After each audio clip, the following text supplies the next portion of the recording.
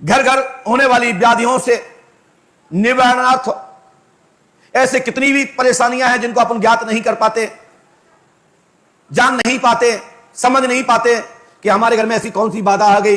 अभी तक तो सब अच्छा था, लेकिन जब से इस मकान में आए, तब से हमने ये जगह खरीदी, जब से हमने ये काम किया, जब से शादी हुई, तब से ये आई, जब से ये गई, जब से वहां गए या आए, वो तब से हमारे लोगों की बर्बादी हो गई। उस दिन से तो हमारे दिन सब उल्टे हो गए। तो इसको कैसे पता लगे कि प्रेत बाधा से हो गए या आपकी ग्रह बाधा से हो गए? देखिए, ग्रह बाधा और प्रेत बाधा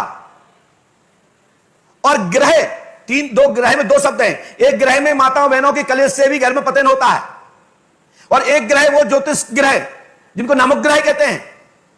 तो एक उनसे भी परेशानी, और एक भूत ग्रह जो भूत ग्रहों से परेशान रहते हैं। तो तीन ग्रह हैं। तो तीनों ग्रहों को कैसे पता लगाएं कि हम भूत बाधा से परेशान हैं या ग्रह बाधा से परेशान हैं या ज्योतिष के अंतर्गत आने वाले ग्रह देवताओं के द्वारा हम परेशान हैं? तो इसकी जानकारी कैसे हो?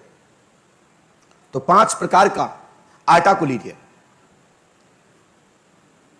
मक्के का आटा, गेहूं का आटा, लेकिन गेहूं जो 60 वाला, दिन वाला, 90 वाला नहीं, लाल वाला गेहूं,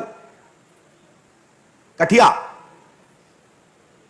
लाल गेहूं का आटा, मक्के का आटा, ज्वार का आटा, ठीक है, चने का आटा यानी कि बेसन, और जुआ का आटा। इसको छानना नहीं है, 5 प्लेटों में अलग अलग रख दीजिए, सवा पाव पाव, और तौल के रख दीजिए। जिसका आटा जितना भी और आपकी तौल से 50 ग्राम, 60 ग्राम, 100 ग्राम कम हो जाए, समझ लो वही ग्रह तुम्हारे घर में है। भूत ग्रह वाले आटा कौन कौन है जो कम होंगे? चने का आटा, ज्वा का आटा और मक्के का आटा। ये कम पड़ जाए तो समझ लो तुम्हारे घर में भूत और प्रेत तांडव कर रहे हैं, पिंड दान मांग रहे हैं, पिंडा मांग रहे हैं, अपना मुक्ति के लिए, तिल तिलांजलि के लिए तड़प रहे हैं, जल मांग रहे हैं। ऐसा प्रमाण सूत संहिता के पेज नंबर 180 से हम बोल रहे हैं। जिनको पढ़ना हो पढ़ ले रहे हैं।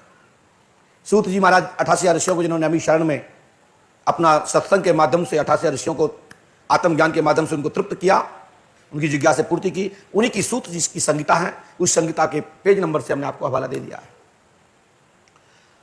इसी में लाल आदि के आटा कम पड़ता है तो मान ली चलिए ग्रह बाधा है, मतलब आपके घर में जो अन्नपूर्णा आई है, जो आपके घर में बहू आई है, इसके पुराने जो आचरण हैं, जो हमारे यहां सगुन बताए गए हैं, जो अशुगमन बताए गए हैं, जो पैर का, हाथ का, बोहे का, नाभि का जो उल्लेख किया गया है, ऐसी कोई देवी जब घर में आती है और उसके द्वारा कलेश चालू होता है, तो आपके घर में ये मान के चलो सबसे पहले आटा ही, मतलब उनके द्वारा किस योनि की वो देवी है, किस लोक में आने वाली है, किस लक्षण से आने वाली है, तो इसका पहचान लाल आटा से होता है। और उसमें भी यही होता है कि आटा बढ़ता है, वो आटा बढ़ता है, कम नहीं होता, बढ़ता है।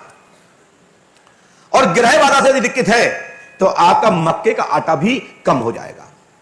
ये लेकिन 5 को अलग अलग रखना है। इसका प्रमाण कोई भी कर ले, और आपका आटा जाएगा कहां ये आप प्रैक्टिकल देखिएगा कि उड़ेगा नहीं, रात भर में कहां चला गया। अरे इसका तो सहज है, उसको बना करके भी, लोई बना करके भी रख लोगे तो एक साइंस लगाया जा सकता है। हो सकता है कि गीला था, सूख गया होगा, लेकिन कच्चा आटा कैसे कम हो गया? ये कपोल कल्पित बात नहीं है, ये 100% सत्य है। इसको हमने लगभग आज से 15 से 20 साल पहले लोहारी में इसका प्रैक्टिकल किया था। साटन लोहारी, जिसको लोहागढ़ कहते हैं, इसी का उपयोग हमने फूल क्रिया में साहू जी के निवास में किया था, और इसी का प्रयोग हमने बरुआ सागर में महेंद्र चौधरी के यहां किया था। तो यह प्रैक्टिकल हमारा किया हुआ है, हम आपके लिए नहीं कह रहे हैं, हमारा किया हुआ है। हमें विश्वास है कि ऐसा है तो ऐसा होगा, आप करके देखिएगा। और इसका प्रमाण भी आज भी आपको बता दें, संदेश में ही कह रहा हूं, कई मंदिर आज भी राजस्थान में हैं और हमारे भिंड जिले में हैं। किस वर्ष में कौन सी फसल अधिक होने वाली है वो बढ़ जाती है। हमारे यहां कांसी मंदिर पर इसका प्रैक्टिकल होता था कि साल में बांध के रख देते थे, और जो दाने ज्यादा हो जाते थे वजन में, तौल में, जैसे रखे जाते थे उसी को बोते थे और फसल उसी की ज्यादा पैदावार होती थी। ये भी प्रैक्टिकल हमारे बड़े बड़े लोग किया करते थे, और राजस्थान में तो आज भी करते हैं। राजस्थान में तो कुछ देवी देवता ऐसे हैं कि उनसे तो भाव रेट भी पूछे जाते हैं, बताते हैं कि किस रेट में इस साल में कौन से का भाव बहुत कैसा रहेगा। ऐसे कई मंदिर राजस्थान में पाए जाते हैं और आज भी वहां के भगत लोग बताते हैं। यूट्यूब के माध्यम से देखे जा सकते हैं, और पहले भी राजस्थान के जो गजेटियर है उसमें भी यह बात का उल्लेख है। बोलिए पंडोकर सरकार की, श्री आतिमान जी महाराज की। साथ में एक बात और दूसरा छोटा संदेश है, जिसके घर में बहुत सारी व्याधियां हैं, इनको खत्म कैसे करना है, तो हमने अनेक अनेक उपाय बताए हैं।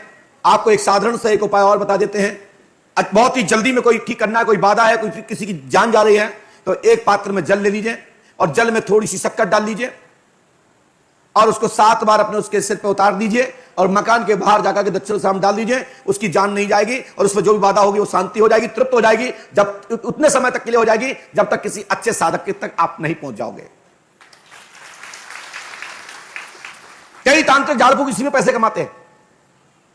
हो गए, उन्होंने लोटा घुमाया, अब डाला, उन्होंने ओंठ घुमाए चलाए, आपको लगा कि बहुत कुछ कर दिया, कुछ नहीं कर दिया। उनके पास यही टेक्निक है, वो हमने आपको बता दिया। लेकिन फुरय मंत्री श्री वाचा सत्य नाम आदेश गुरु का, गुरु वचन के द्वारा जो प्राप्त होता है वही मंत्र है। चलते हैं दरबार की ओर। बोले श्री पंडोकर सरकार की जय जय श्री राम, जय जय श्री राम। और भी यदि कोई परेशान पूर्वजों से हैं, जो पूर्वज नहीं मान रहे, बार बार खेल रहे हैं, तो आप जायफल नाम सुना होगा। जायफल 3 जायफल लेना है, मात्र 3 जायफल। 3 जायफलों को जिसके ऊपर सवारी खेल रही उनके ऊपर उतारा करना है 7 बार। एक आकाश में उछाल देना, एक जमीन में फेंक देना, एक दक्षिण के साथ फेंक देना। आपके पितर तुम्हारे घर में ही नहीं घुसेंगे। लेकिन ऐसा करना मत, क्योंकि पूर्वज है। कल तुम मर जाओगे तो भूत बन गया तो मोड़ा भी कर देंगे, तुम भी नहीं घुस पाओगे। हाँ भाई, सीधी सीधी बात है। तो अब बब्बा नहीं घुसन दे, मोड़ा तुम्हें नहीं घुसन दे।